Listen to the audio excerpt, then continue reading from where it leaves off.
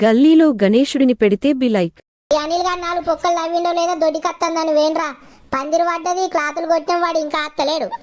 గవని కాదురా, ఇప్పుడు అంత అయిపోయినాక కచ్చి పేర్నాల పెడతాడు చూడు ఒక్కొక్కడు. అరే గా లైట్ ఎవర్రా కట్టింది, అది మీదికి చూస్తాను కిందికి చూస్తాందిరా. అరే గద్దకంలోడా, నువ్వు ఇప్పుడే చేతులు తేనోకరేమో పనంతా చేసినాక నువ్వు ఎక్కి కట్టరా. మాకు కట్టరాదు, అందరు చెప్పేటోళ్ళు అయ్యారు, ఒక్కడు చేయనీకి సాత కాదు కానీ. అగో మా పందిరి వేసిరు గారా మంచిగానే, కానీ ఈ క్లాతులు ఎవర్రా తీసుకొచ్చింది? అరే ఓ ఏతులోడు, అన్ను మన్ను వీడు ఉండి తీసుకురాపోయినవరా మంచి. అరే మీరు చెయ్యరు, చేయ సాత కాదు, చేసిన వాటికి వంకలు పెడతారేంద్రా.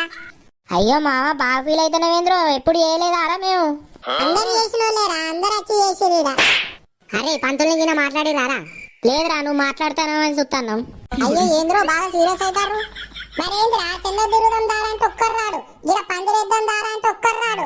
అంత అయిపోయినాక వచ్చేవాడు లైట్ గిడి చూస్తాను అంటాడు, ఇంకోడు వచ్చి క్లాతులు మంచిగా లేవంటాడు.